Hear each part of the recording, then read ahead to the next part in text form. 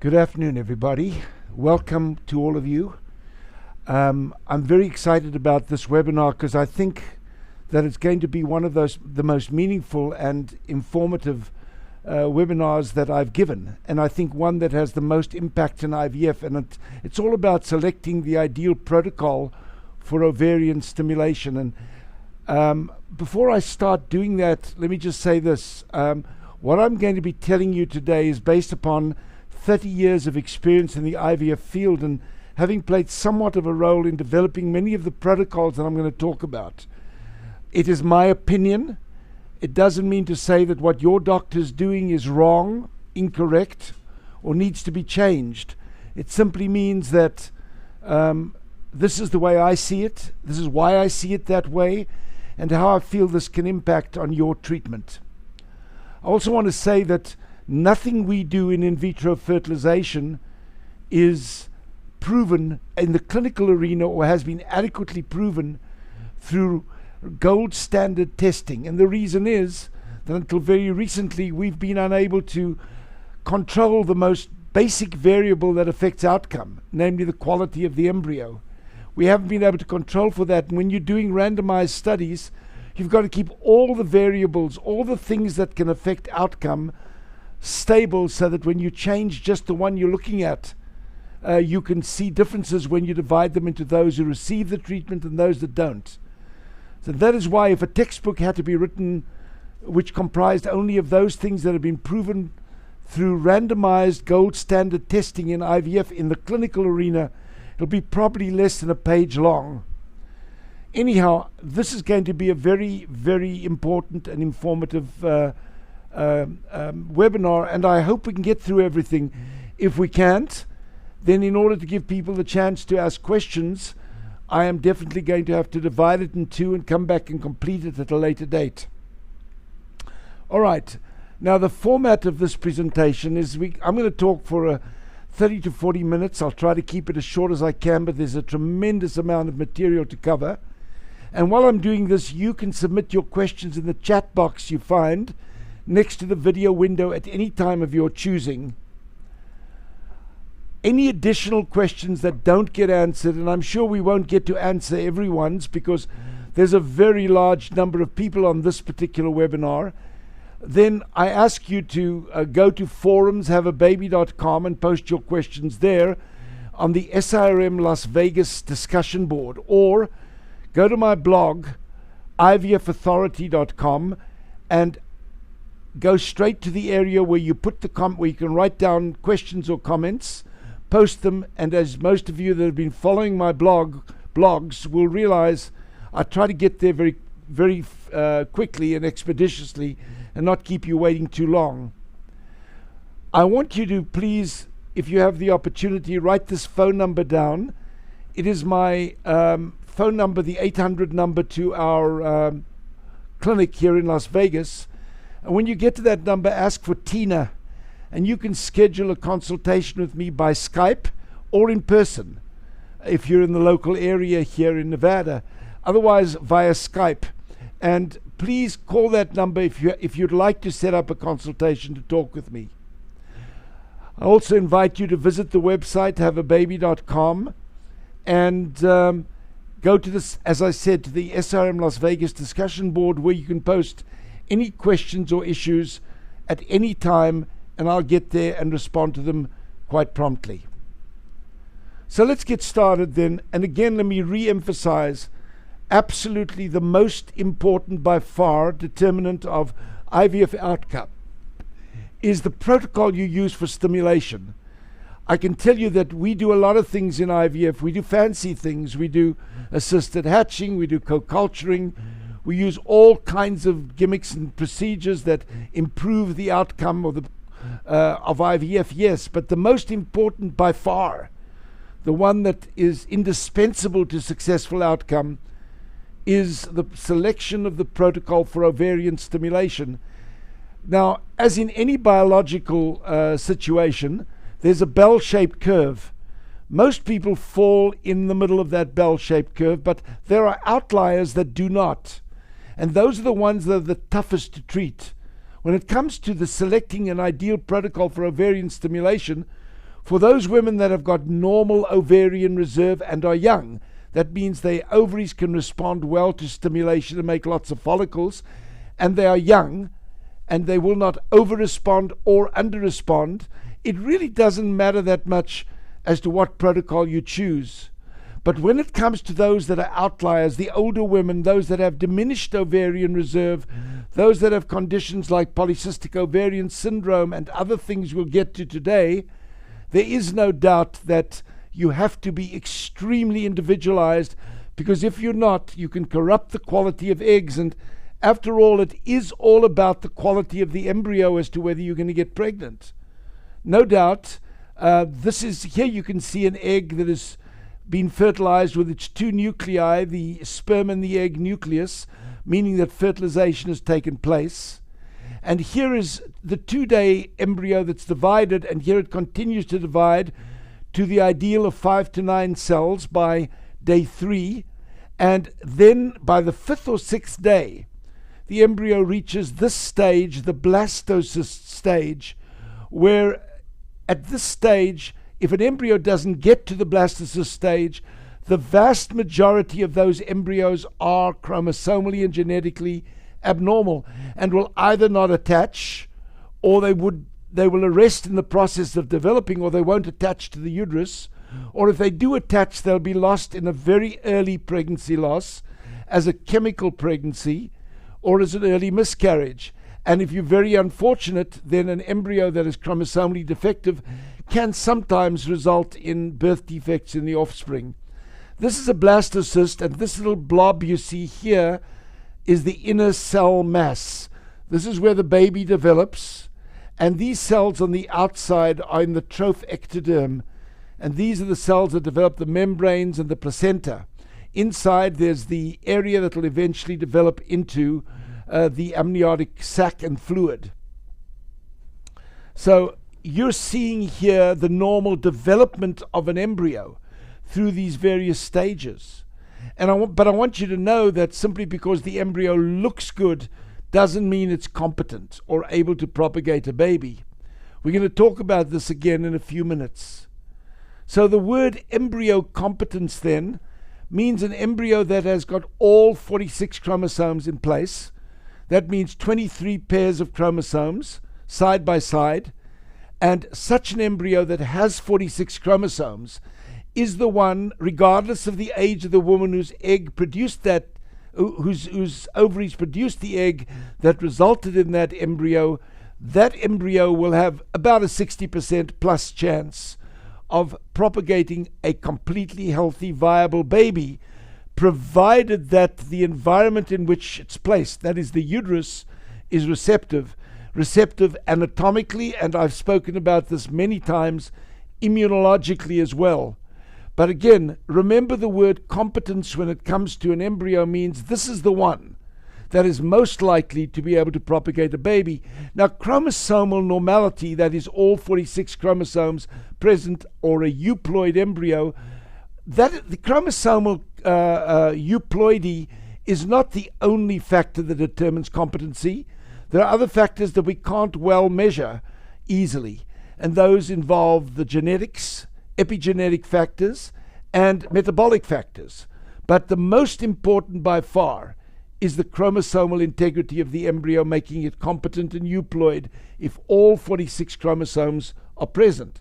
However, if there's even one less or one more than 46 chromosomes, that embryo is incompetent and will either not continue to divide, or it will not propagate a viable, competent embryo, and as a consequence, that embryo will either be lost as an early pregnancy loss, a chemical pregnancy or miscarriage, or go on to propagate, if it does take, an abnormality such as Down syndrome. It is extremely important to know that embryos that do not make it to blastocyst on day 5, the 100+ cell stage that I pointed out to you in a picture earlier on, such embryos are almost always aneuploid and are not going to make a baby even if you put them back earlier. So who are we kidding? There's no point in putting embryos that don't make the blastocyst stage back. There was a time when we used to believe, and some still do, and I believe erroneously so, that an embryo, if it's put back earlier, will have a better chance in a natural environment than it would in the petri dish. That is absolutely not the case, and we've published data some years back that showed that that's not the case. So if you have an embryo and you want to be more confident that that embryo is a good chance, at the very least grow it for longer, and let's see if it makes it to a blastocyst. There's been some recent data that has come out that suggests that maybe even embryos that take to the 7th day to make a blastocyst may have a chance. We are currently doing a study right now to evaluate whether that's true or whether it's not true. Right now, if an embryo doesn't make it to 6 days or make a blastocyst by the 6th day, we believe such an embryo is aneuploid and incompetent. Now it's too important to remember that it's the egg rather than the sperm that will determine whether the chromosomal makeup of the embryo is normal or abnormal, euploid or aneuploid. The sperm plays a role, but it's a much lesser role, and of course that role increases in cases where there's more sperm problems, like severe male infertility. But it is the egg. More than 80% of what an embryo turns out to be is based upon the egg's chromosomal normality at the time the egg is released. Now here's a picture of an immature egg. This egg, until 36 hours or so before the HCG is given or the LH surge occurs in nature, that is 36 hours or so before let me go back and repeat that, that's incorrect. 36 hours before this egg is ovulated or extracted at IVF, it will have 46 chromosomes in it. Most eggs will have 46 chromosomes up to that point. We call that an immature or an M1 egg. Notice here that this egg has got a shell or an envelopment known as the zona pellucida, but there's no separate body that you'll see in the next slide under that zona pellucida. This is an egg that is immature and has 46 chromosomes. As soon as the LH surge occurs in nature, or HCG is given to trigger ovulation, the egg goes into a process of division we call reproductive division or meiosis, and it divides its chromosomes, or it's supposed to divide its chromosomes exactly down the middle, so that the egg that is then released will, if it's been through meiosis, show the extrusion, the expulsion of those chromosomes, hopefully exactly half of them, into a little body here on the outside known as the polar body, the first polar body, and what's left in the egg is 23 chromosomes. Remember this, a mature egg must have this polar body present, and to be euploid or competent, it must have 23 chromosomes exactly. If the egg has anything more than 23 chromosomes or less, it will not be able to propagate a euploid competent embryo. And unfortunately, by seeing this polar body doesn't tell us the egg is normal, that it's got 23 chromosomes, that it's an M2 mature egg. It only tells us that that egg has gone through meiosis. I've pointed this out on numerous occasions, that age is the major determinant of whether the egg is going to be able to divide its chromosomes straight down the middle, so that the mature egg has 23 chromosomes, which is needed for the embryo to be normal. And in the young woman, maybe close to 1 in 2 eggs will be normal. But when a woman gets beyond 34, 35, that percentage of normal mature eggs that are euploid with 23 chromosomes declines, so that at the age of 35, maybe 1 in 4 is normal. By the age of 40, perhaps 1 in 6 or 8 is normal. And when a woman gets into her 40s, less than 10% of her embryos are going to be chromosomally normal.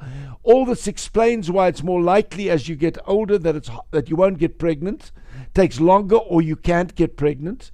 And it explains why we see more miscarriages as women get older, and why we also see more birth defects. A woman of 45 has about a 70% chance that if she gets pregnant, she'll miscarry. And most of the miscarriages are going to be because the embryo was aneuploid, chromosomally irregular, stemming from an egg that was abnormal, and while it had gone through meiosis, the egg was chromosomally abnormal and aneuploid, had less than or more than 23 chromosomes. When a woman is 40, perhaps 35% of pregnancies will miscarry, because there's a greater chance as the woman gets older that the embryo will be abnormal and such embryos will be discarded. So here we're taking a normal egg and we're injecting the sperm directly into the egg. There's the sperm, that little spot.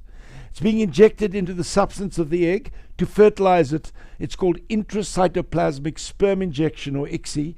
And we at SIRM do almost exclusively ICSI. We recognize that when ICSI is done in cases of male factor infertility, or when ICSI is done incorrectly, problems can occur. But in our experience and to our knowledge and to our belief, if you do ICSI when the sperm is normal, you will not increase the risk of chromosomal deletions or defects in the embryo that results. It's not the ICSI that causes problems, as you may have heard some people tell you, but it's why you do the ICSI. If you do it for male infertility, yes, you'll see more problems relating to the injection of an abnormal sperm, but not when the sperm is normal. So this then, as I told you earlier, is a day 5 post-fertilization, post-ICSI blastocyst. In both these cases of these two gorgeous blastocysts, it's about to attach into the wall of the uterus. It's already hatching through the shell, the zona pellucida of the embryo, and you can see the hatched out portion of the embryo coming out here and starting to come out there. But these embryos look perfectly gorgeous, and any embryologist looking at them would tell you these are as perfect as they'll ever look. Yet, believe me when I tell you, simply because the embryo looks normal doesn't mean it's chromosomally normal and competent. You cannot tell by looking at an embryo or a blastocyst that it's normal. You can say that if an embryo doesn't reach the blastocyst stage, it's almost certainly going to be chromosomally abnormal and aneuploid and incompetent, but you cannot say that those that reach the blastocyst stage are normal. Let me give you an example.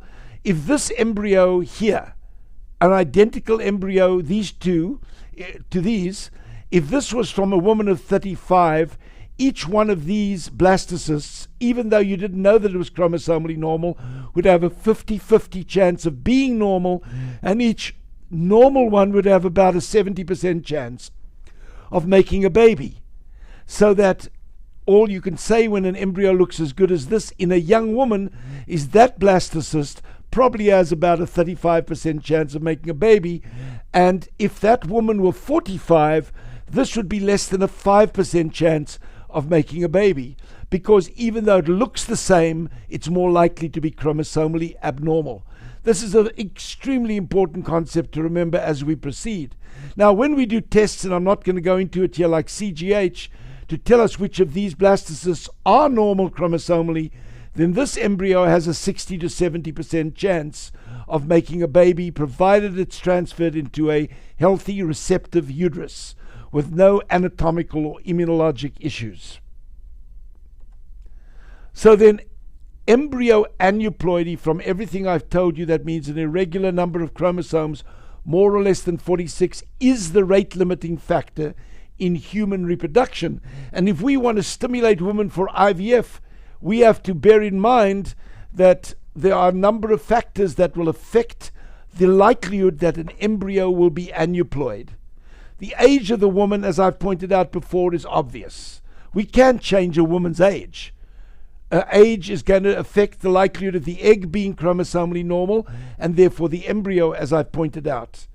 And the older she gets, therefore, the more likely it becomes that the embryo is going to be abnormal chromosomally. Then there is, of course, the laboratory. But I will tell you, folks, oftentimes when IVF doesn't work out, patients and even doctors point a finger to the lab and they say, what did they do wrong? It is rarely the laboratory's fault when a pregnancy doesn't occur. It is rarely due to the laboratory. It's got to do with other factors. Most embryologists are very disciplined, very structured in the way they do things, and while some can do assisted hatching better than others, or co-culturing better than others, or can biopsy embryos better than others, most can fertilize eggs pretty well by ICSI or natural or regular fertilization and do pretty good. The one thing we can influence, the one that is extremely important that we can influence, is the protocol we use for ovarian stimulation. Remember again, our goal is to do nothing that can interfere with an egg's ability to develop normally in the ovary, so that when it's extracted at IVF, it has the ability to propagate a viable pregnancy, and that it turns out to be chromosomally normal. If the egg is destined to be abnormal for genetic reasons, and I said age plays a role there, the major role there, nothing we do in terms of protocol is going to make that develop into a normal egg that is chromosomally normal, that will make a competent chromosomally normal embryo. But the ones that start off normal can be corrupted by an abnormal environment created in the ovary through injudicious stimulation. And again, let me emphasize, these are my opinions, but I base it on 30 years and a large number of babies and IVFs.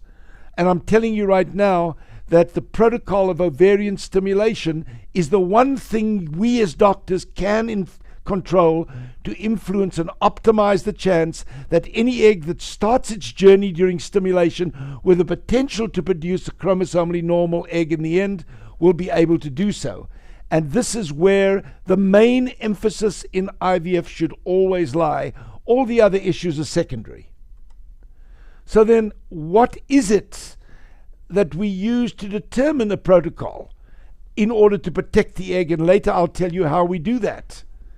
Well, firstly, we have to consider the age of the woman when we choose a protocol. And thirdly, we have to know what her ovarian reserve is. You've heard me use this term before. That means the potential of the ovary to deliver eggs at the starting gates of a cycle optimally without putting the woman at risk through over-responding or under-responding, and how we best get that, we best get to the point of making sure that those eggs are able to propagate good embryos down the line if they start off with that potential. And we gauge that dosage and protocol and regime of stimulation very much on the basis of the ovarian reserve. The things we measure to do that is the FSH on the early part of the cycle, day 2 to 4. We want the FSH to be under 9 ideally, and when it gets over 20, we're in deep trouble. That means that you're running out of ovarian reserve. There are fewer eggs available. The AMH is a newer test that is really the gold standard now. We want an AMH level that is normal using American units, which is nanograms per milliliter. We want an AMH to be over 2 ideally. 1 to 2 is okay. Under 1, 0.5 to 1 is reduced reserve very significantly, and under 0.5 is really problematic. So anything over 2 is good. Anything between 1 and 2 is reduced reserve. Anything between 0.5 and 1 is significantly reduced, and under 0.5 is very bad. We used to use a measurement of something called the inhibin B level. Well, few of us are using that measurement anymore for ovarian reserve, especially with the advent of AMH. I also want to point out, going back to FSH, that the FSH is only of value if concomitant with its measurement, you measure the estradiol level in the woman's blood and it's below 70 picograms per milliliter, because if the FSH is high, it'll falsely suppress the FSH, giving you an impression that the woman has a better ovarian reserve than she actually has. And then the third one, which is extremely helpful, is to look at how the woman responded to previous stimulations. In my personal practice, I would say 80% of the patients I treat have failed IVF twice or more before I ever see them. So I have the ability to go back and look, no matter what protocol they were on, how their ovaries responded in terms of producing follicles to a given protocol and dosage of fertility drugs. And that's very helpful. It keeps one in line and helps one determine what's best for that individual patient.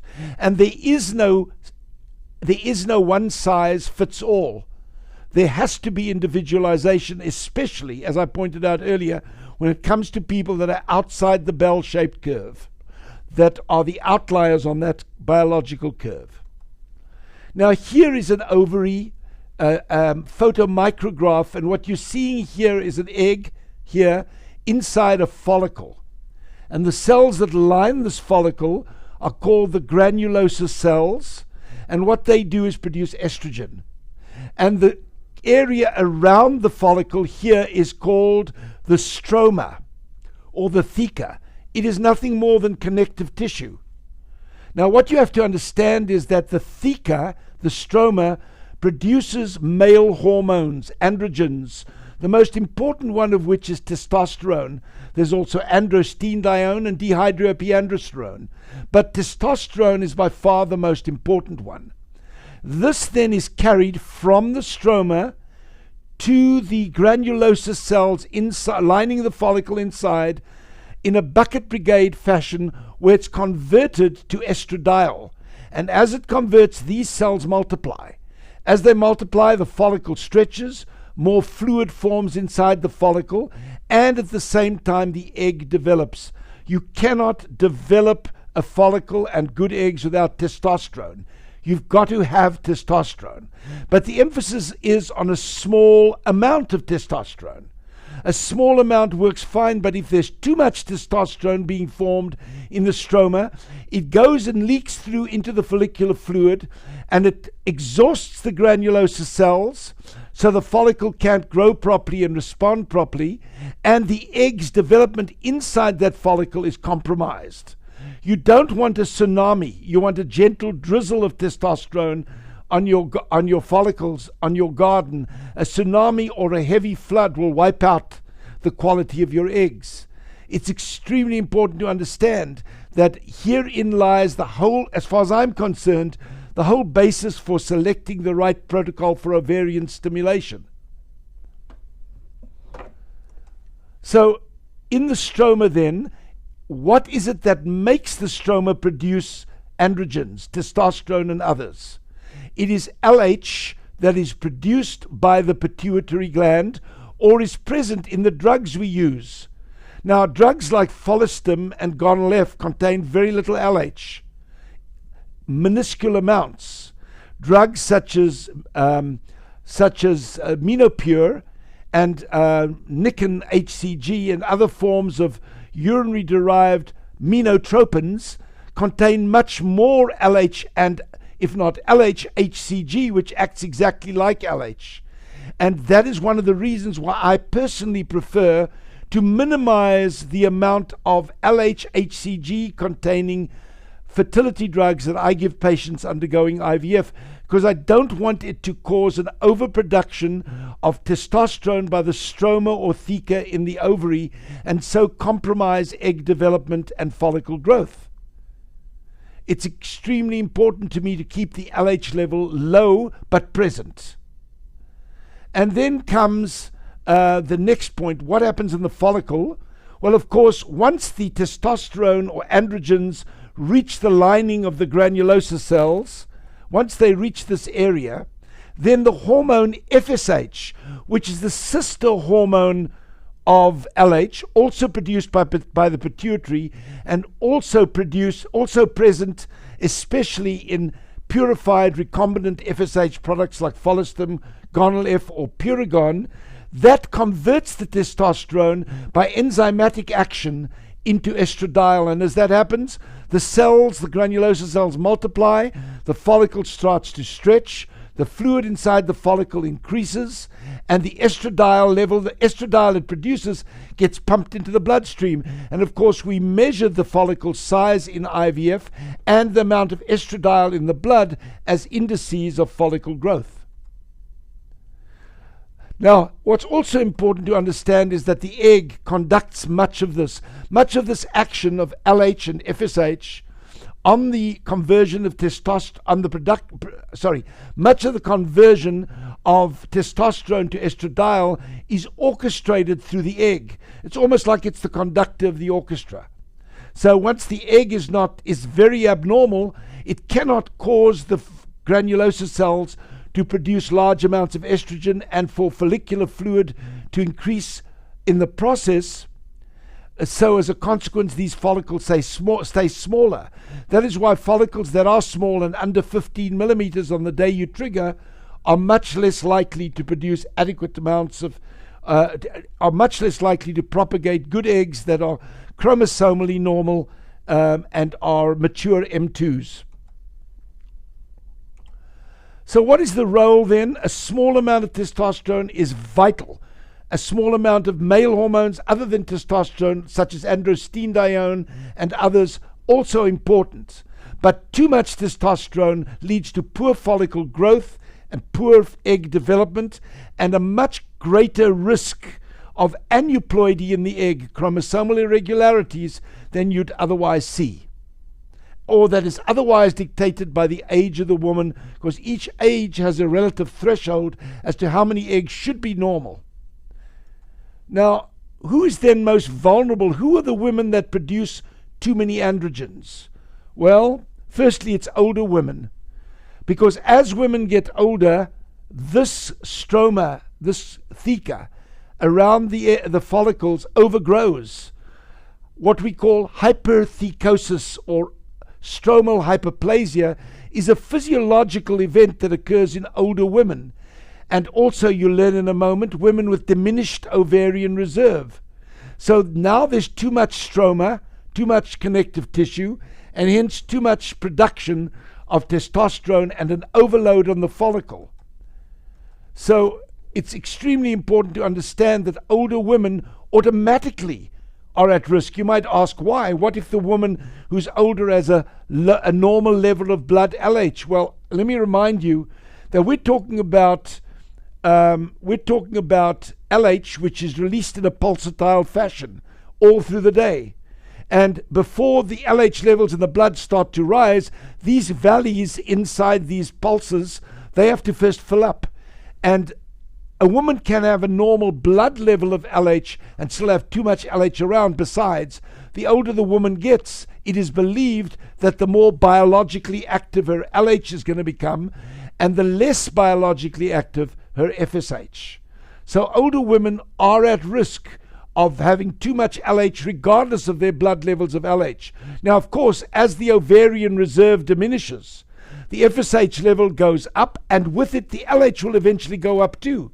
So you can get higher levels of LH also present in older women, especially as within those that have significantly diminished ovarian reserve. And for those women, in my humble opinion, exposure of those follicles to too much testosterone can do a tremendous amount of harm to the developing eggs and follicles, and can be, in my opinion, a reason why it's harder to ever see normal eggs in older women if you just use protocols that don't try to control that LH and keep it low. Also, women who've got lesions inside their ovaries, like endometriomas, which are endometriotic chocolate cysts, or tumors growing in the ovary, or larger cysts that are more than, let's say, 25 millimeters, these lesions activate the stroma, the connective tissue, the theca around them, causing excessive ovarian testosterone and androstenedione production with the same effect. This is the reason why if a woman's got an endometrioma or a tumor or a cyst in the ovary, in my opinion, it is better to remove these before you go into an IVF cycle if you've got the time. If you get the woman early enough, you can sometimes aspirate the cyst or the endometrioma very early at the baseline ultrasound, and you can get away with it, but it's far better. We're just busy with a study right now when we look at ovaries where there is an endometrioma and those where one is not present, and we're looking at the eggs and their quality and the CGH chromosomal makeup of the eggs, and we're seeing a significant difference in the eggs derived from follicles coming from an ovary where there are such lesions versus ones that they are not. So I believe taking these lesions and dealing with them up front is very important as a prelude, so to say, preparing the trip before taking the ride. And then we come to women with a well-known condition called polycystic ovarian syndrome, PCOS. One of the characteristics of this condition is that the stroma, the theca in the ovary, is overgrown. There's hypothecosis as part of the manifestation. And guess what that does? It increases testosterone. And the testosterone gets into the fluid, and that is, I believe, one of the reasons why we tend to see poorer quality eggs, a higher incidence of chromosomal irregularities in the eggs that are derived from the ovaries and the follicles of women with polycystic ovarian syndrome. It's also a reason why I like to down-regulate, keep the LH low for a longer period of time in women with PCOS. In my view, if you do that, you can cause the stroma or the theca to shrink. And if you do that, you'll reduce the amount of testosterone that is thrown at the follicles and, as I told you, compromising egg development and follicle growth. But there's no doubt that no matter what you do, women with PCOS are going to have poorer quality eggs. There's a genetic component to that as well, but one of the big components is the environment in the ovary in which the eggs develop. And I cannot overemphasize how important it is to address that by using the appropriate protocol of stimulation. So what is the effects of too much testosterone and androgens like androstenedione and DHEA? It's the follicles develop poorly. Now, here I want to stop for a moment. Many of you here have gone through IVF and had follicles, needles put in the follicles and aspirated, but no eggs came out. And you may have even been told that these were, quote, empty follicles, empty, that there was no egg in it. In my opinion, that's a contradiction in fact, because a follicle won't grow unless there's an egg in it. And therefore what it means is that the egg stayed in it and couldn't come out. And the reason for it is that when you give the woman the HCG shot, which is designed to send the eggs into meiosis to get them ready for extraction 36 hours later, the egg has to process that injection, that signal from the HCG. And the first thing it does is it's supposed to cause the cells that are binding it to the inner wall of the follicle. It's supposed to loosen them up, disperse them. So the egg hangs loose in the follicle. When you put the needle in, you hit the pedal, suck, the egg comes out. But if the eggs are abnormal, if the eggs are rendered abnormal by the adverse effects of too much exposure to testosterone and other androgens in the stimulation, that egg will remain bound to the inner wall because the cells that bind it will not disperse. And the net effect is going to be that the egg won't come out. And so poor follicle development sometimes, especially in older women or women stimulated, I believe, with an overexposure to male hormones in the follicles will not release their eggs. They're retained in the follicle. You can't get them out. An egg is the size of a grain of sand. You can't scratch it out because you can't see where the egg is. And even if you got it out, it would be an M1, an immature egg, one that has not developed properly, and so it'll not propagate a viable, competent embryo anyway. Now, the second effect of too much androgens is a very important one also. Because the environment in which the eggs are developing is being compromised by overexposure to androgens being one of the more important factors, that egg is more likely, even if it started off being normal, not to develop properly. Now, maturation or ripening of an egg is like the ripening of a plum on a tree. And maturation means fine-tuning of those systems that have developed in advance to optimize function. In the case of a plum, optimal function means that the plum is tasty and nutritious. In the case of the egg, the optimal function is for that egg to be an M2 and to have gone through meiosis appropriately. If there's too much androgen exposure, in my opinion, what happens is the egg doesn't develop properly, and like the plum on a tree, if that tree is not grown in an environment where there's plenty of sunshine and irrigation, the plum's not going to develop properly, and the plums you get off once it's gone through ripening are going to taste lousy. So it is with the egg.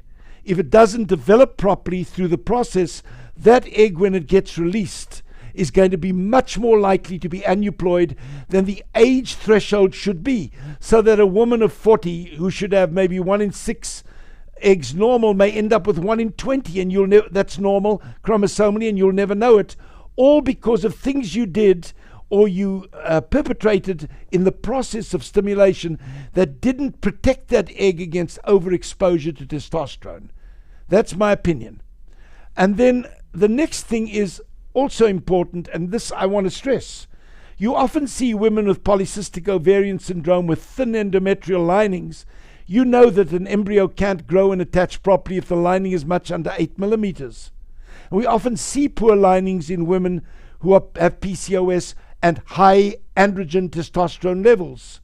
That's because testosterone also inhibits the response of the lining to estrogen, so it doesn't thicken properly. So not only do you affect the egg, but you can compromise the ability of the uterine lining to develop properly in response to estrogen if there's too much testosterone around. Remember, the blood in the pelvis has a much higher concentration of hormones that come from the ovary than you'll find in the veins of the arm. It's no different than if you took a bucket of paint, poured it into a canal. Where you pour it in, the water appears to be colored and discolored. You go down 200 yards down, you won't even notice that it had been poured in through dilution. Well, this is 200 yards further down the line. So in my opinion, the levels of testosterone that are in the uterus and in the ovary where it counts, where the eggs are developing and the endometrium is developing, cannot be easily assessed by measuring blood levels in the arm. Then the last thing is that if the endometrium doesn't develop properly, obviously too much testosterone is going to reduce the potential to implant. And the end point, of course, at the end of the day, is poor IVF success rates. So then what leads to increased testosterone production? I've already told you about age, ovarian reserve. Women that have diminished ovarian reserve have higher LH activity, regardless of their age. And women with polycystic ovarian syndrome. There are many others, but those are the most important. The other one is using protocols that will cause excessive release of testosterone and androgens. The ones that do this, in my opinion, and it's been shown that this is absolutely so, is when you use an agonist like Lupron. And when you give Lupron starting just at the same time that you stimulate the woman with fertility drugs, you'll cause a flare of the production of LH. When that hits the ovary, it's going to increase the production of testosterone. Now, that's not such a big crime when it comes to young women with normal ovarian reserve that are in the bell. But when it comes to women who are already at risk because of age and because of PCOS or diminished ovarian reserve, now you're in trouble, because now you exacerbate the situation. So I don't believe that flare protocols should be used in women with diminished reserve, in older women, and in women with polycystic ovarian syndrome. I never use flare protocols, but I can see where some people would choose to. It's not, in my opinion, the best way to go. Second, clomiphene, which causes the brain to release signals to the pituitary that makes it release both FSH and LH, also increases the production of LH. And that is why women who are on clomiphene will produce more testosterone, and why egg quality is never as good as when you stimulate with gonadotropins. That's another reason why I don't use clomiphene in older women or women with diminished ovarian reserve. I'll point out that I wrote one of the very first papers ever written, and it really dates me, back in the late 70s, on the use of clomiphene to try to augment response, because it does increase the production of FSH by the pituitary. And when you use it in combination with gonadotropins like Follistim or Gonal-F, you'll get more FSH being released. And that is, I think, the reason why a lot of people are trying clomiphene in older women and resistant women, but I think it is wrong. I think the price you pay is too much LH and too much testosterone, and it's all about the quality of the eggs, not the quantity. And then I mentioned already that certain urinary-derived menotropins, such as Aminopure and Nican and others, and there are many others, they contain a lot of LH and HCG, and they work similarly to increase testosterone production. And again, I think you've got to limit the amount of these drugs you use in older women and women with PCOS for that reason, and women with diminished ovarian reserve. I've already pointed to the fact that endometriomas, functional cysts and tumors can increase local ovarian testosterone production. And then there's some people, I don't know why, but I don't agree with it, but if they want to, that's the way they feel, even add testosterone or HCG or DHEA to women who the least can afford to have too much testosterone.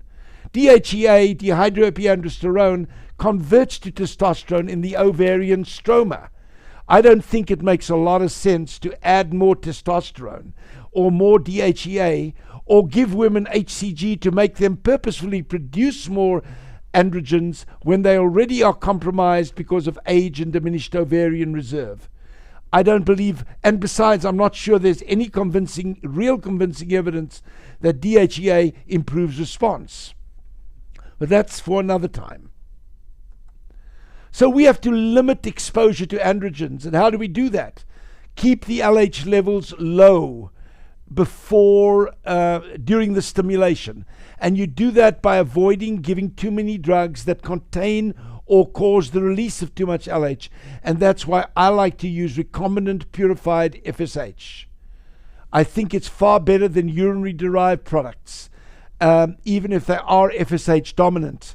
I prefer to use Follistim, Gonal-F or Puragon because it is much purer and has less ability to cause LH to produce more androgens.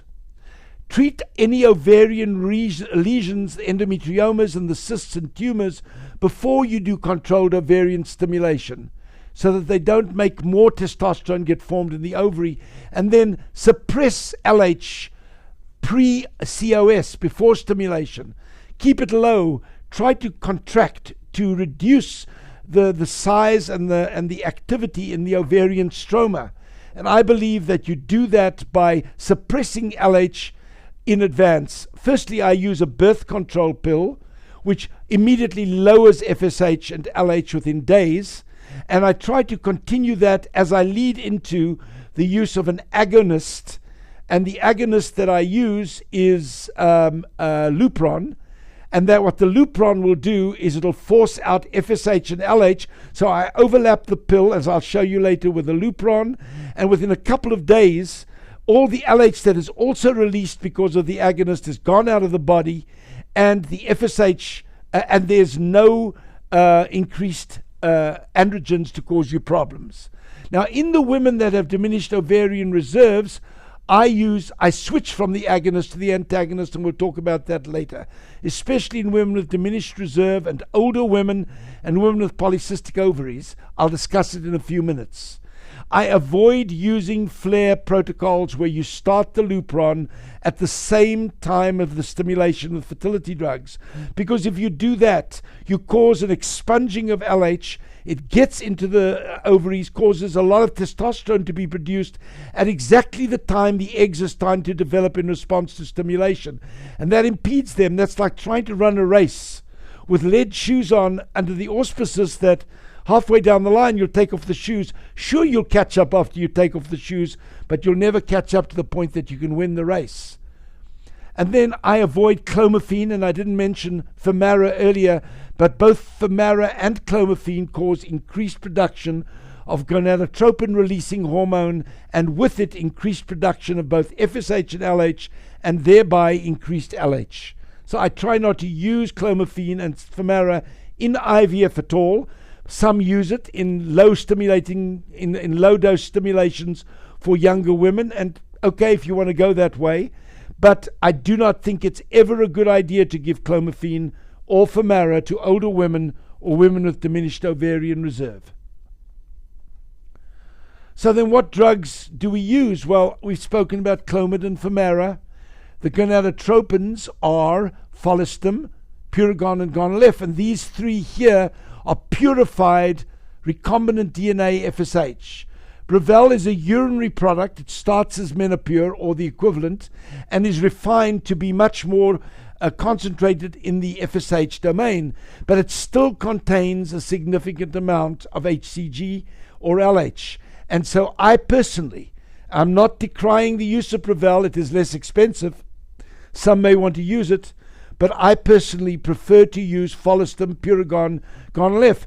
and I add a little bit of Menopur after the fact, after a few days of stimulation, because some LH is needed, as I told you, to make the testosterone get formed by the stroma, and it's testosterone that forms estradiol, but the emphasis is on a small amount. I give never more than 1 amp, which is 75 units of Menopur, and usually in the poor responders and the older women, I'll even give a half a vial, a half an amp of Menopur, 37 units, 0.5 units a day, but never more than 1 when I'm doing IVF. Now, the agonists are drugs like Lupron and Superfact. You've all heard of antagonists. Lupron, the agonist, works by expunging all of the FSH and LH out of the pituitary within hours of starting the shots. It's like having your outstretched hand with a waterlogged sponge. When you contract, squeeze, all the water's out, and if you keep contracting by continuing to give the agonist, then it'll stay squeezed, and there's no more. It won't fill up again, and you'll keep you'll exclude there being too much LH. The antagonist works by blocking the release of LH and FSH. It works immediately, and I use the antagonist differently than most people. I do not believe in giving antagonists starting on the 6th or 7th day of the cycle. I want to block the effect of LH from the very beginning. So when I use antagonists, I start the antagonist, the ganirelix cetratide or orgalutron, I start it at the beginning of the stimulation. Okay. There's also other drugs we use. HCG comes in the form of Pregnyl, Profaci, and Novarel. And then there's recombinant HCG, Ovidrel. In my opinion, and from a lot of experience using it, I want you to know that I don't think Ovidrel has any benefit over Pregnyl, Profaci, or Novarel. It's much more expensive. But I also know this, in my opinion, if Ovidrel is used, you need to double the dosage. 250 micrograms is equivalent to half of the usual Pregnyl, Profaci, Novarel, or HCG dose. It's equivalent to about 5,000 or 6,000 units rather than the 10,000 that you need. So if you're going to use Ovidrel and you want to get all of the eggs, especially in women who make a lot of follicles, to respond by going into meiosis properly, you should double the dose of Ovidrel and not use 250 micrograms, in my opinion, but rather use 500.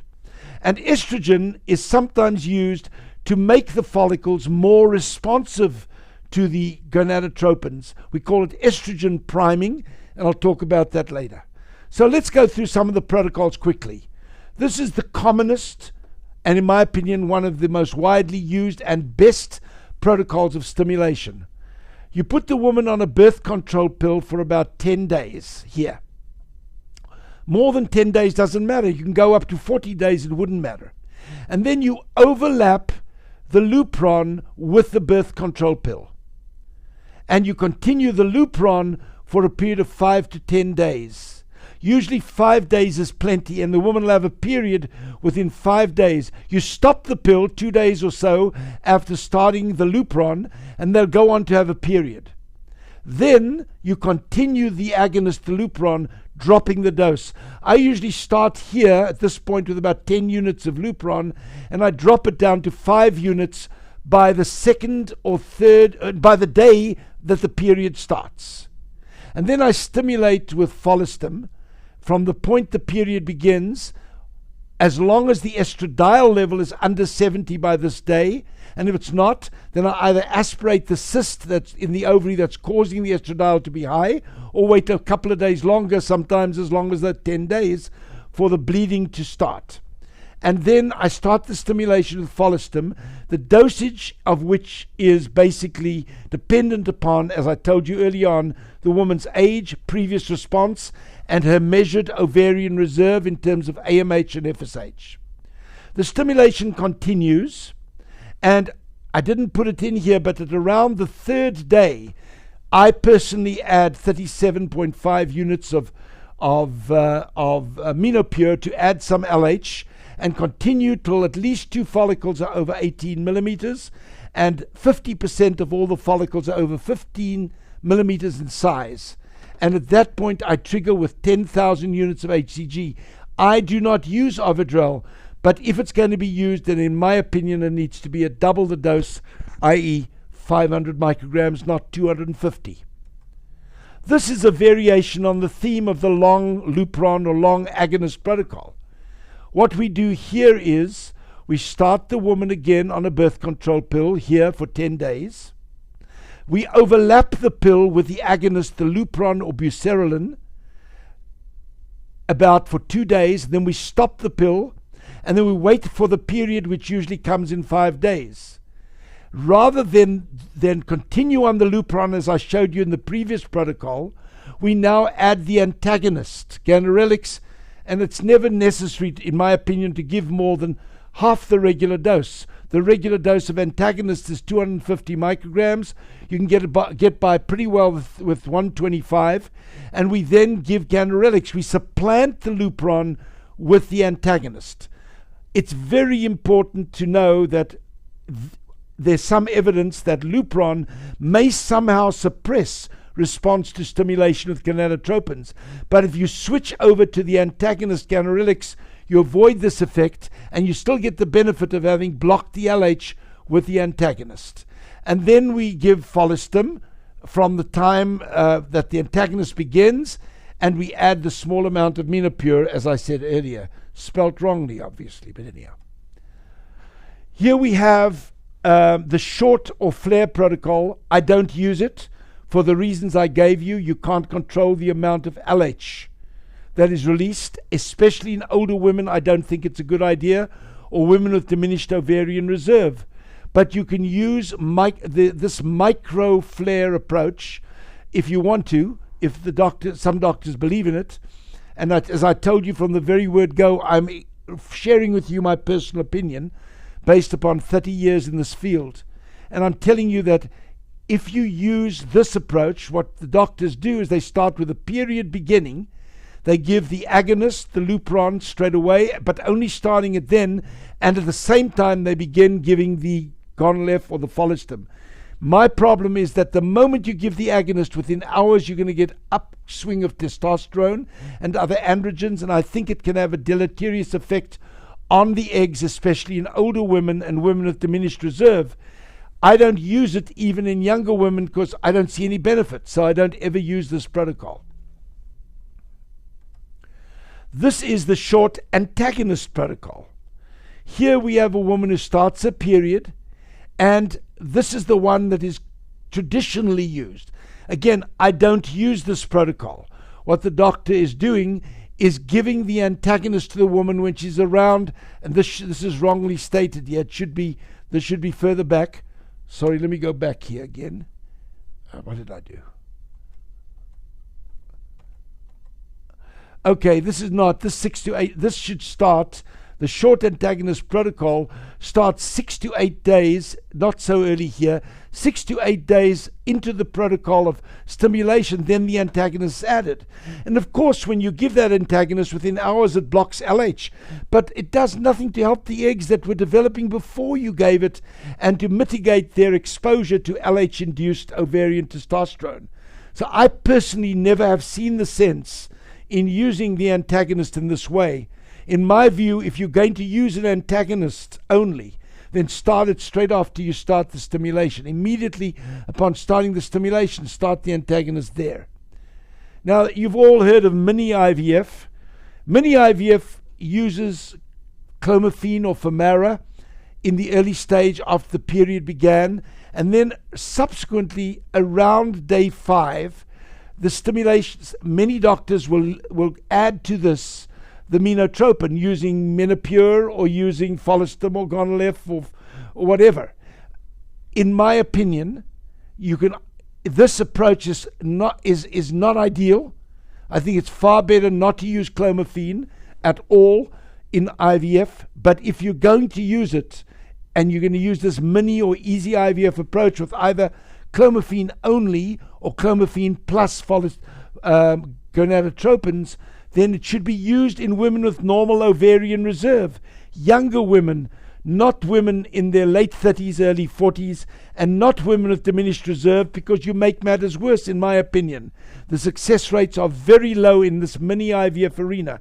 Many doctors now try to retrieve numerous eggs with this mini stimulation approach, and then they bank them. That's fine.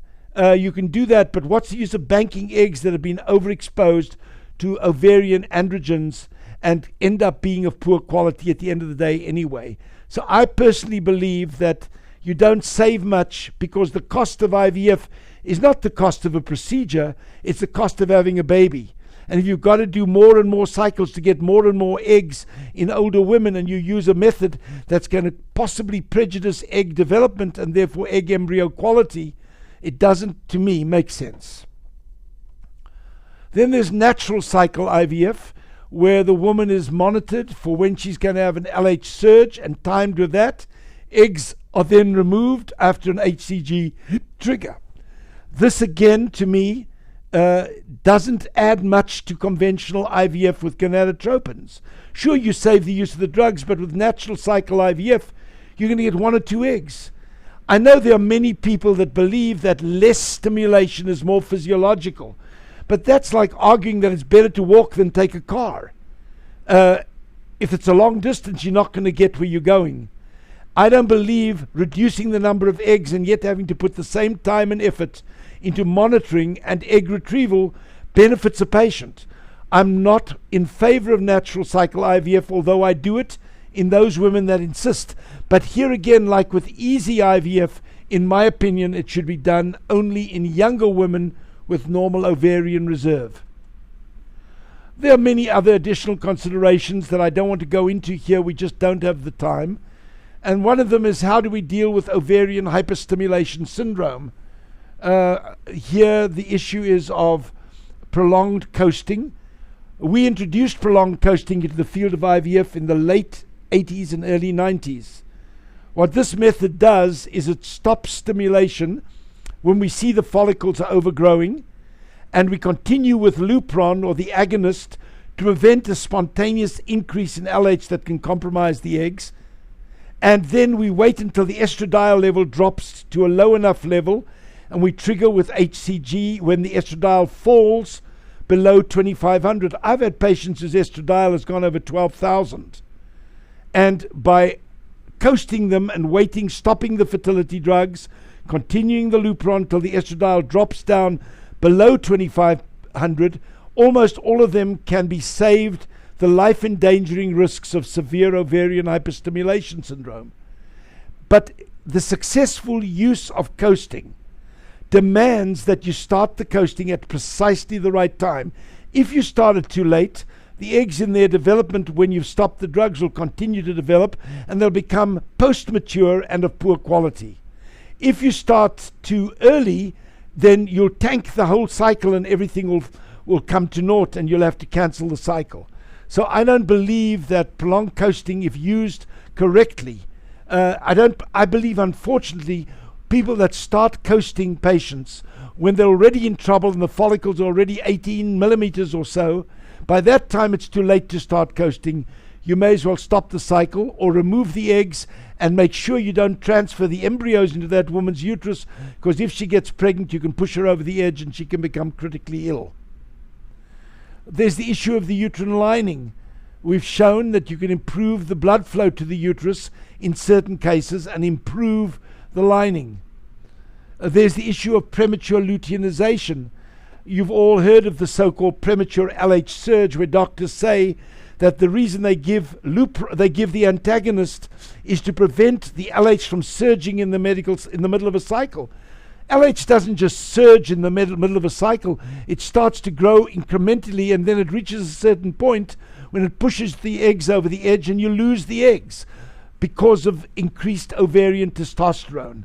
You can avoid the premature LH surge or premature luteinization by down-regulating properly on the birth control pill, followed by Lupron, or by using an antagonist starting in the beginning of the cycle, and so keeping the LH low throughout, and you won't get premature luteinization or the premature LH surge in almost all cases. You can avoid it, not every time, but in most cases. And if you do it, if you stimulate the right way, you can also avoid premature ovulation, which sometimes occurs in IVF as well.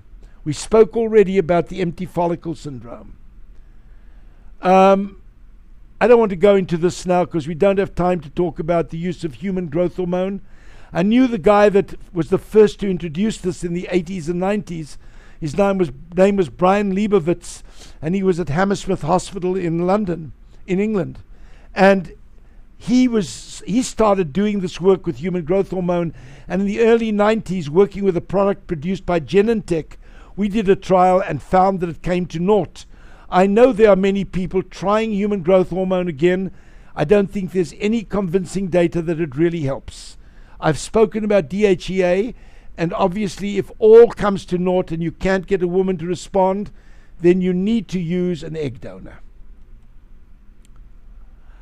One last protocol I want to mention here is the agonist-antagonist conversion protocol with estrogen priming. Like in the regular agonist-antagonist protocol, we start on a birth control pill, and this is for women with very diminished ovarian reserve, to try to use estrogen to prime the follicles to respond better. So here we use a birth control pill, we overlap it with Lupron, and then the moment the period starts, we put the woman on estrogen. We use estradiol valerate injections twice weekly, and that is given because it's a slow release estrogen. It's far better, in my opinion, to give estrogen by the systemic route, that means by injection or skin patches, than it is by pill, because if you take estrogen orally, it passes through the liver, it's altered by the time it gets into the systemic circulation and reaches the uterus. I think estradiol valerate, known as delestrogen injections, given twice a week, can help prime the follicles to respond better to the FSH that follows. So they go on the pill, they overlap with a Lupron, have a period, start at the same time simultaneously the antagonist of ganirelix along with, or cetrotide along with estrogen, estradiol valerate, and then about 7 or 8 days later we start giving the injections of FSH, to which we add a small dose of Menopur.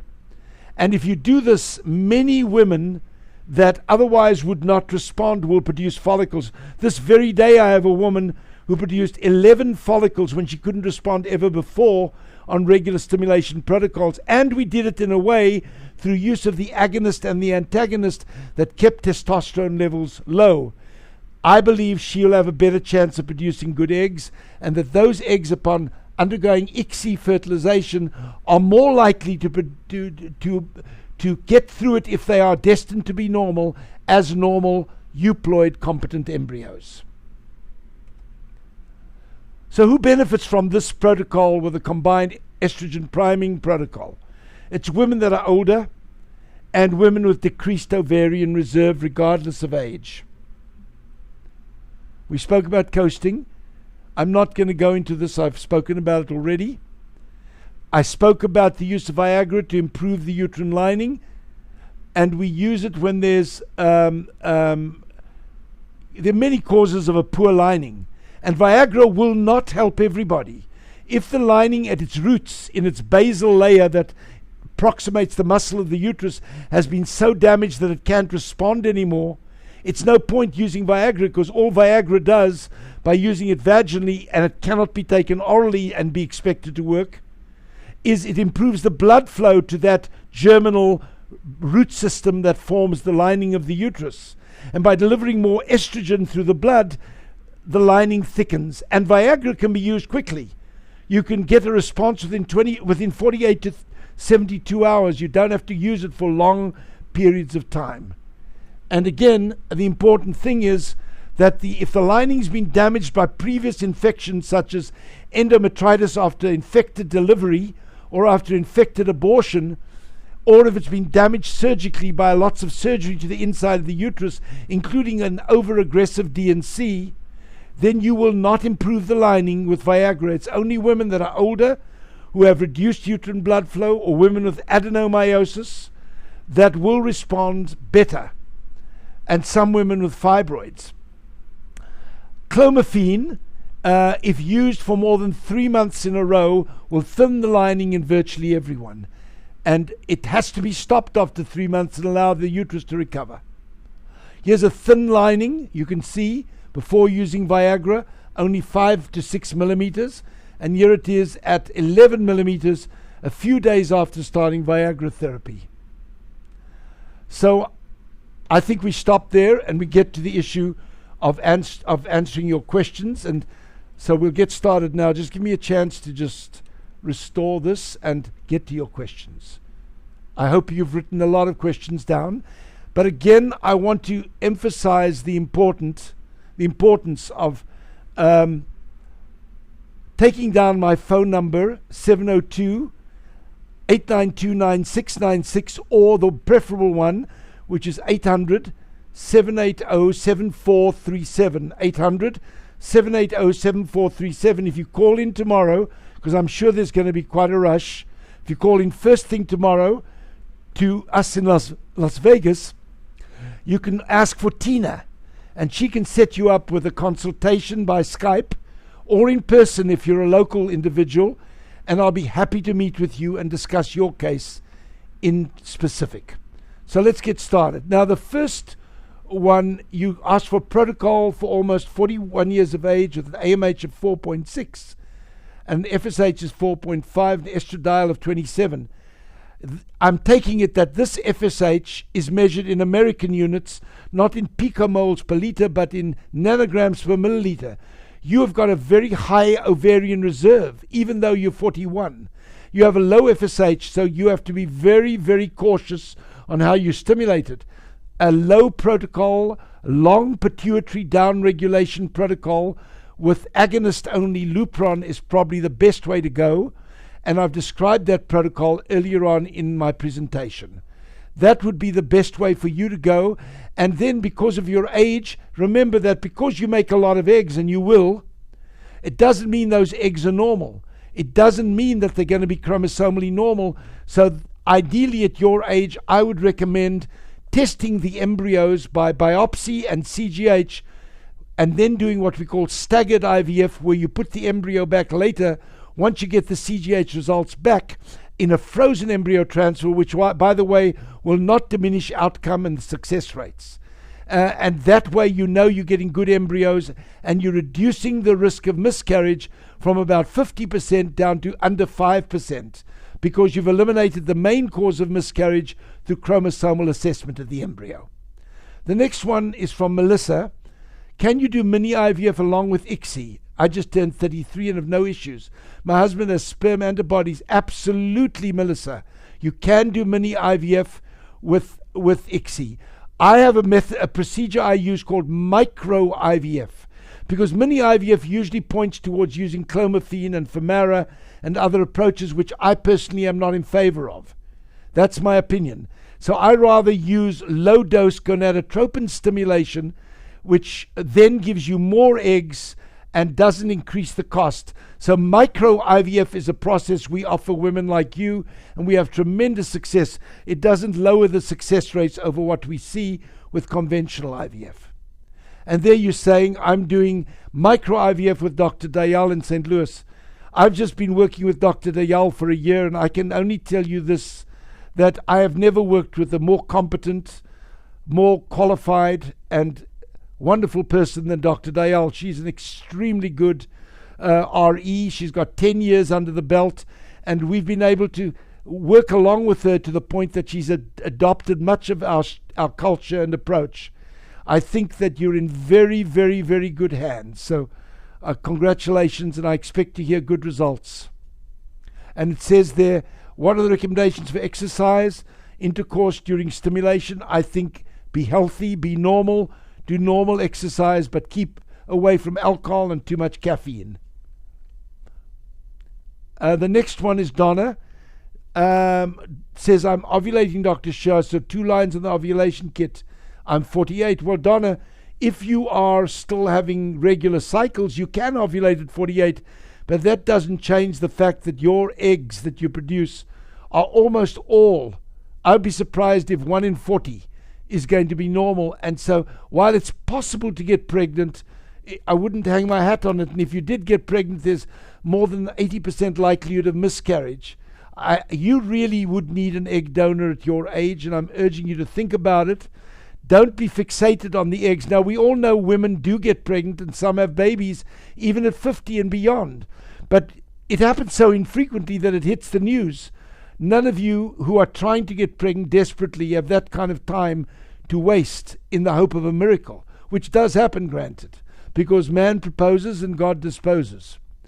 Cindy says, is it true that from day 1 to 3, embryo health depends on the egg, and the day 3 to 5 depends on the health of the sperm? That's oversimplification. Most of the embryo's health depends on the egg throughout. It says, the next one by HD says, during my last 2 failed IVF cycles, I always developed flu-like symptoms on 6 to 7 days following the implantation failure. Does it mean I have possibly immune problems? Well, we really can't talk about immunology here, but I will tell you that 1/3 of women with endometriomas do have activated natural killer cells. I can't tell you how many women we treat with intralipid and steroids that otherwise would not have gotten pregnant. So, yes, indeed, it could well be an immunologic issue there that must be looked at. Now, Amy is 43 years of age, and she has an FSH of 6, an AMH of 3.05 nanograms per milliliter. Again, Amy, you're like the lady I spoke about earlier. You've got incredibly good ovarian reserve, and you're on a protocol right now where you're taking Lupron and you're taking Repronix and progesterone. Yeah, the same I said to the previous lady applies in your case as well. You may respond well, but your eggs are still 43. They're 2 separate issues. Age affects the eggs regardless of how many you produce, and ovarian reserve in terms of AMH and FSH tells you how many eggs you're likely to produce. Obviously, if you're older and you produce fewer eggs, you've got less of a chance of finding normal ones that'll make a baby. You've asked another question. Estradiol for 73.7 is a little elevated to start the stimulation. You want it under 70. And you said you had an ovarian cyst removed via laparoscopy. That's a good thing, Amy. It's good to remove it before you do the cycle. Cindy asks, with an FSH of 6 and LH of 6.3, an estrogen of 86, is Gonal-F Menopur an antagonist starting from day 6? I think I've answered that question. I don't think it's a good idea to start an antagonist later. And also, your stimulation, your FSH of 6 is understated because your estradiol is well over 70, which means that it's probably in real life around 8, which is still okay. Now, you're young enough to use the antagonist starting on day 6, but it's not my personal preference. I would prefer to start an antagonist from the beginning of the stimulation rather than on day 6. Laura and Chad Hirschman. I have an AMH of 0.27 and I'm 36 years of age. I failed an IVF, producing 1 egg that didn't make it to transfer. How long until my AMH level decreases to a level that equates to menopause? I know I have diminished ovarian reserve. The important thing to understand here, Laura, is that you're young enough still to produce good eggs if they're not corrupted through an adverse protocol, in my opinion. And your best bet is to do embryo banking with staggered IVF, which I spoke about earlier, stockpiling embryos over several cycles that make it to blastocyst and biopsying them to make sure that those embryos you put back are CGH normal. It's in your interest to stockpile embryos now because it's going to run out on you in time, and nobody knows how long that's going to take. But it's going to run out on you, and you need to make hay while the sun shines. I really think it would benefit you to give me a call, Cindy, at 800-780-7437 and set up a consultation with me to discuss this, because you have a shot still because you're young. And I urge you to take advantage of that before you run out of time. You need embryo banking, staggered IVF, and CGH embryo selection. Laura Hirschman says, I have an AMH. I said that one, didn't I? Christina said, should testosterone be tested prior to cycling? No, I don't think there's any merit in doing that. Dr. Sher, this is Edgar, who says, can you explain what's your approach for poor responder patients? What's your ideal stimulation protocol for this patient, and explain it? Well, I think if you go back over the talk I gave and look at the protocol that I referred to as agonist antagonist conversion protocol, which you'll also find on my blog under that heading by going to the home page and just typing in that title into the search bar at the top, it'll take you to the article that explains that protocol. To me, that's the best protocol you could use. And I just want to make it clear again that if the diminished ovarian reserve is extremely severe, I mean an AMH of well under 0.5, then I would seriously consider using agonist-antagonist conversion protocol with estrogen priming. And that you can also find on my blog and in this presentation. Again, Laura says, I think we answered this one, didn't we? Yes, I think, Laura, with your AMH of 0.27 at 36 years of age, using estrogen priming correctly administered is, in my opinion, the best way for you to go. And again, any success rates with low AMH levels, of course, there are success rates, but you get fewer eggs, you get fewer embryos, fewer are going to make it to blastocyst because there are fewer to work with to start with, and you've got to consider doing embryo banking and CGH to get a better chance of a good outcome. It says, success with endometrial scratching. Mary Lou, we used endometrial scratching in one of our programs and ran a trial. Quite frankly, that approach and injecting into the uterus HCG did not yield much joy for us. I'm not a believer in endometrial scratching. I don't think it does any harm, but I'm not a believer, quite frankly. Lindsay, your examples included women 35 and under and several women 40 and older. What about 36 to 39? That is obviously under 35 is an ideal age because most of your eggs are going to be normal.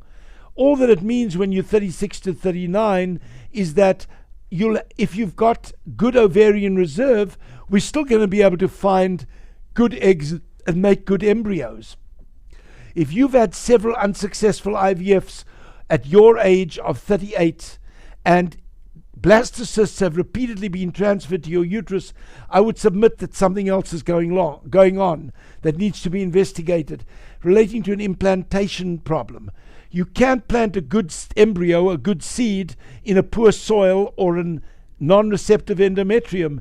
And when it's not the seed, you've got to be thinking of the soil. And that basically is very often immunologic or anatomical barriers to implantation. Again, I urge you to consider the possibility of giving me a call, so that's calling up 800-780-7437, speaking to Tina, and let's talk about this via Skype.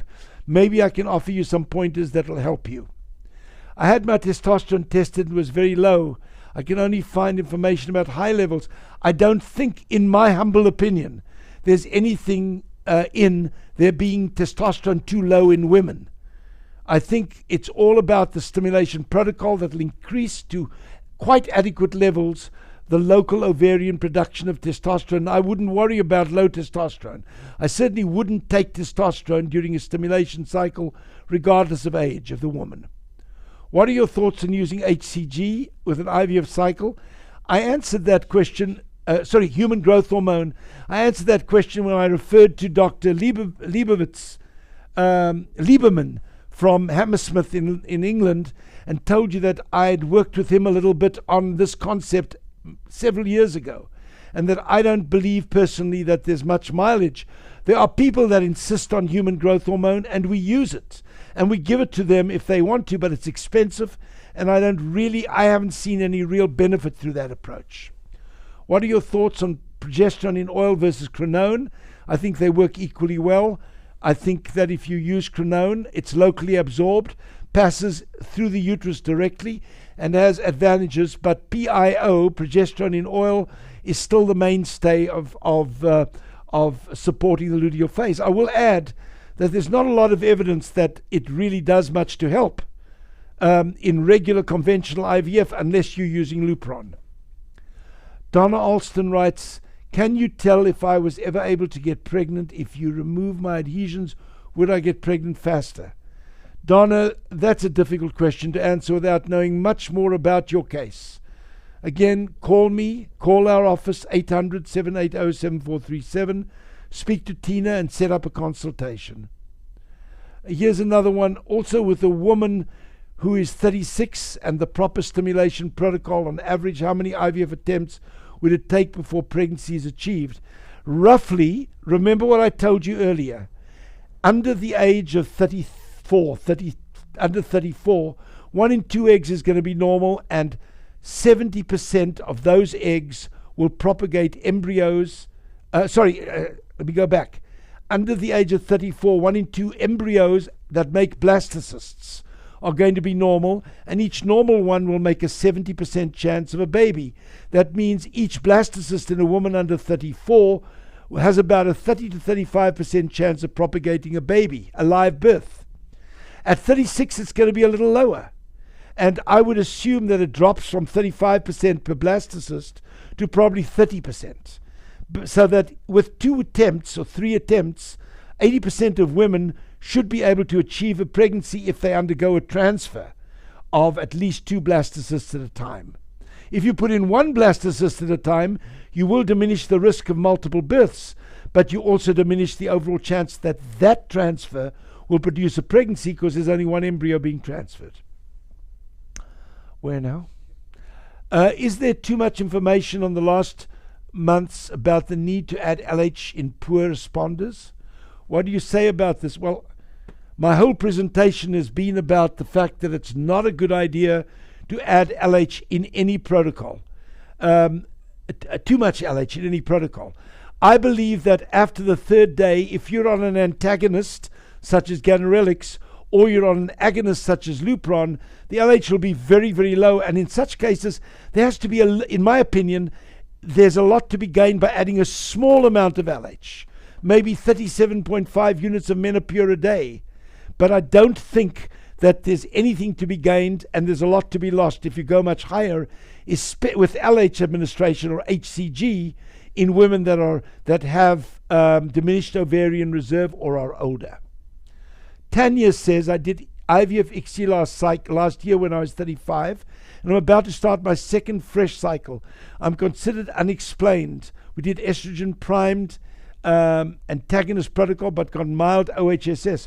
Well, again, I think I've made it clear that in my opinion, estrogen priming has no benefit in women that are high responders. And if you're a high responder, as you seem to be, I don't think you're a candidate for estrogen priming at all. I think that your failure to conceive is probably not unexplained, because unexplained in most cases simply means undiagnosed. And again, Tanya, I urge you maybe to consider calling the office and setting up a Skype consultation with me. Call tomorrow if you can, if you want to get in, and we can talk when I have an opening and we can discuss the opportunity there. Tanya, you're also asking fresh and FETs all ended in chemical pregnancies. Well, don't just try intralipids and steroids if you don't know the diagnosis. You don't just aim your gun at the sound of ducks quacking and shoot in the sky in the hope of getting a duck dinner. You want to have something to aim at, and you want to measure your shot. That is why you don't want to use intralipid, simply because you didn't get pregnant. You want to first be tested for immunologic implantation dysfunction, and you want to differentiate between autoimmune and alloimmune causes. And again, here, I urge you to go to my blog and go in and look at immunologic implantation dysfunction, and then read that article and you'll see what I mean. I don't agree with the concept of just giving intralipid per se. Edgar writes, when you use a long protocol in PCOS patients, how do you avoid OHSS? As I just told you, if you use a long protocol and you use the Agonist protocol, you can do coasting. Go to my blog on ivfauthority.com, type in the term ovarian hyperstimulation syndrome, or put in prolonged coasting and read about how it's done. Because with prolonged coasting, you can eliminate that risk virtually completely and not have to cancel the cycle or compromise too many of your eggs. Cindy writes, my doctor has agreed to consider 10,000 units of Pregnal next time, but only after we check estrogen levels. I know that there is this tendency to halve the dose of HCG when there are too many follicles. I think that's wrong. I think if there are too many follicles, you start coasting at an early stage, bring the estradiol down and give 10,000 units of HCG. Because if you give a lower dose, you're not going to get the receptors in the follicles saturated, and the eggs are not all going to go through proper meiosis. In my opinion, when you halve the dose of HCG, the purpose I understand, to give less HCG because that can make the overstimulation greater. In my opinion, that's not the right approach. To be very frank with you, I think if there are a lot of follicles, you do coasting and you give a higher dose to make sure that you saturate all the HCG receptors rather than a lower dose. The next one is Christina. Do you ever recommend taking low-dose aspirin? Well, Christina, I'm laughing because I was the first person ever to publish on the use of aspirin in IVF, thinking it was a great idea in the early 90s. And then with my tail between my legs, I backed off and I backed away and don't use it because aspirin doesn't help in immunologic problems, and it can be harmful to implantation because if you give aspirin less than 5 days before you transfer the embryo, the blood thins, and when you put the catheter in the uterus to deliver the embryo into the uterine cavity, you can often cause concealed bleeding that you can't see and you won't stop, and that will interfere with implantation. So I don't use aspirin except in rare cases of hereditary clotting defects called thrombophilia. Here's another one. If agonist protocol didn't work for a 35-year-old with OK labs, what protocol? It's not that the agonist protocol didn't work. It's the dosage of drugs and the regime you give it under. And if the agonist protocol didn't work, maybe the agonist-antagonist protocol, the agonist-antagonist conversion protocol will work. Here again, if you're interested, call 800-780-7437 and set up a Skype consult so we can discuss this, because it's not the protocol, it's the dosage and the administration that has to be reevaluated. Cindy says if some LH is needed in order for eggs to develop properly, won't adding an antagonist from the beginning of stimulation block it? No, because you're giving the LH. You're administering it. You're not blocking its release from the pituitary gland by giving antagonist. The antagonist blocks the release by your own pituitary. It doesn't interfere with the action of LH that you're giving in a low dose starting around the second or third day of the cycle to improve egg development. Christina writes, with a prolonged coasting, when the E2 drops to more than a certain percentage, doesn't it compromise the egg quality? Absolutely not. I've had women get pregnant when the estradiol has dropped to in the 300 or 400 range. Please understand that what you're doing, the eggs have been in the ovaries all your life. By depriving them of access a little bit longer may cause no harm whatsoever. What happened there? Okay, the next one is, could I be pregnant with ovulation kit? Well, we've answered that already, I think. Where's the next one? Can a microdose of HCG in the beginning of a cycle compromise egg quality? Tara, this again is my opinion. I believe so. I don't think it's a good idea to use additional HCG or LH early on in the cycle, especially not in poor responders, that is women with diminished ovarian reserve and older women. Where's the next one? When would vaginal Viagra be started? When doing a frozen embryo transfer. It's ideal to start it soon after the bleeding stops. But if you start it a day or two later, it'll still work. Donna writes, I answered that. Donna, I need a consultation right away. I've been taking care of my 80-year-old mother. I missed my appointment with you. Donna, I don't know how that happened, but please call back and reschedule. There's another question here. Is there value to stimulation in a frozen embryo transfer with normal hormone levels? I don't believe so. I believe it's far better to prepare the uterine lining properly with hormones, estrogen and progesterone.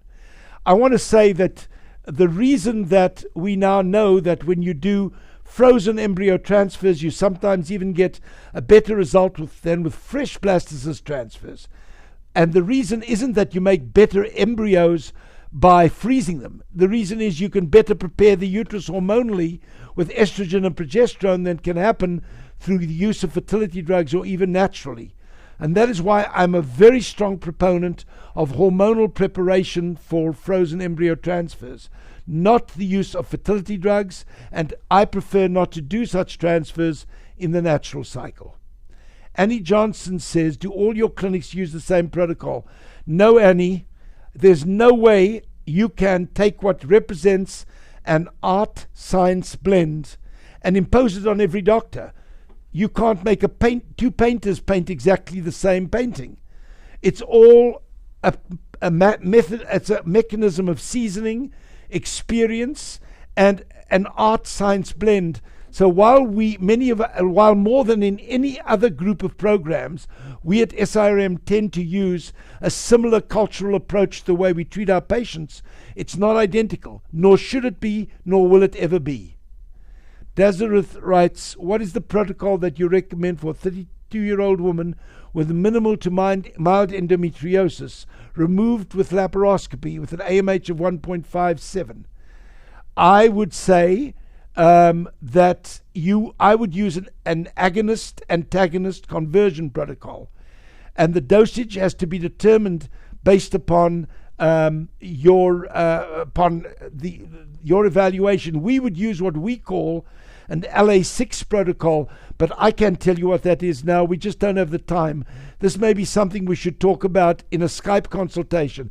One last thing, endometriosis can never be completely removed. It continues to grow, it continues to develop, it is a work in progress. So that if you've got it, don't think it's been removed through laparoscopy. It will almost always come back again. And always remember that 1/3 of women with endometriosis will have an additional problem relating to immunologic implantation dysfunction. And if you don't fix that, no matter what the quality of the embryos are that you put back, you're not going to get pregnant. Mary Lou says, is this from Canada? I'm getting ready for my second IVF attempt. My doctor is suggesting endometrial scratching, intralipid infusion, and progesterone in oil. Mary Lou, I've answered this question earlier on. I'm not a proponent of scratching. I don't think it does any harm. I'm also not a proponent of using intralipid infusions de novo without knowing what I'm treating, because that defines the actual protocol. So, and for a woman of 42, in my practice, I would focus heavily on trying to discuss embryo banking, staggered IVF, and CGH embryo selection. Go to my blog and read up on those topics. As the duplicate. And this is, what is SER, smooth endoplasmic reticulum? In the egg, that's the endoplasmic reticulum is microorganelles inside of the egg. It isn't the cause. Everybody's got a smooth all eggs have smooth endoplasmic reticulums.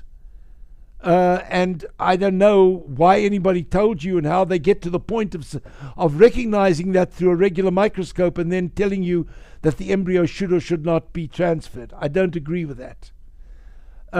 Sarah says, do I have any luck with my own eggs with an AMH of 0.16, age 26? Sarah, in your favor is your age. Because at your age, 1 in 2 eggs should remain normal, even though your ovarian reserve is low, with a proper stimulation. But it may take repeated stimulations to generate enough blastocysts to give you a fair chance of having a baby. Sarah, before it's too late, you should be looking squarely at embryo banking, staggered IVF, and CGH embryo selection. Again, you are the kind of person that I urge to give me a call. But you have to read up on the blog about staggered IVF, CGH embryo selection, and embryo banking, because that's what you need before it's too late. And again, the poor quality eggs may be that the protocol used in a woman like you with such severely diminished ovarian reserve had an impact on your eggs. Thank you. I really appreciate that comment from you, and it's my pleasure to do these seminars. I can't tell you how much I enjoy it, and I can't tell you how much I enjoy the feedback I get from those of you that attend. Whether I treat you or I don't, I think that information is empowerment, and I strongly advocate getting different opinions. But this is mine, and it's given with honesty, and it doesn't mean I'm right in everything. It just means that I believe this is the right way to go, given my 30 years in this field and many, many IVF babies. Thank you again, Lindsay. I appreciate that kind comment. Melissa says, 33 years old, FSH of 8.8, and AMH just over 10. The doctor expected I could overstimulate her if I feel my numbers were low. I went to retrieval with 23 follicles. You're a high responder. You're not a low responder. This is a high responder, and it's very important here that the eggs be given the right time in the follicles to develop properly. That's why it's so important to use the right protocol of stimulation. Amy, are there clinics in Arizona that you know that use your protocols? I'm afraid not, Amy, but Las Vegas is surely not far away from Arizona. And I will tell you this, 85% of my patients come in from out of state and out of country, and we're very, very seasoned in dealing with people at a distance. In fact, in this practice, we do our IVF cycles in batches, which means that we can prepare you to arrive at a predetermined time months in advance, and in that way make it very easy for you. You only need to spend 12 days here for a conventional cycle, and if it's a staggered cycle, no more than 6 or 7 days. Christina writes, my question was taking low-dose aspirin only during the birth control pill time. Oh, that's fine. Sorry, Christina, I was stupid. I should have read that. And there's really that it can be to your advantage to use it, as I mentioned earlier, for thrombophilias. So if you have a thrombophilia, I certainly would suggest that you take aspirin, but only during the stimulation phase. Edgar, can you tell at what estradiol levels you start coasting? I start, and again, you picked up nicely on this, Edgar. Understand this. You have to start the coast recognizing that after you stop giving the injectable gonadotropins, the follicles will continue to grow 3 millimeters the first day, 2 millimeters the second day, 1 millimeter the third day, and stop growing. So you've got to project when to start the stimulation. What we do is when we have an estradiol level of over 2,500, more than 25 follicles seen, and at least half of them are over 14 millimeters. Half are over 14 millimeters, we start the coast. We stop the drugs, but the estradiol level will keep on going up, and then it will plateau and come down. And it's only when it drops down back below 2,500 that we then trigger with HCG 10,000 units. Thank you, Amy, for your kind words. I appreciate that it's helped you, and if it's helped you, then the mission is accomplished. Laura, thank you also for your kind words. You have a wonderful doctor in Dr. Dayal. Anybody who lives anywhere in the St. Louis area, I couldn't send. If my own daughter needed IVF, I would send her to Dr. Dayal in St. Louis. That's how much I think of her. She's a great human being and an extremely good RE. Melissa Chester says, with both of my failed cycles, I got my period before my pregnancy test and 10 days post-transfer. Well, that can happen, and it's just a failed cycle. What else can I say? Christina, thank you kindly for your sweet words. I really appreciate it. And it would be very, very much appreciated if some of you that are here would go onto our Facebook page for SRM and make some comments about what you got out of these seminars, so we can attract more people to come to the next one. Let me see. Christina, you say you're also working with Dr. Dayal. You're traveling from Kentucky. I know you'll be pleased. She's extremely good. Thank you for your kind words also. So I think we've basically covered all the questions that we can get to today. I know there'll be many of you that have more questions. Would you be so kind as to post those, to either post those on the website, haveababy.com, the SRM Las Vegas discussion board, or go to the blog comments, and I will respond. But it's far better for those of you that feel that you want to call tomorrow morning at 800-780-7437 and set up a consultation by Skype or in person with me here in Las Vegas. Thank you so very much. I really appreciate you attending.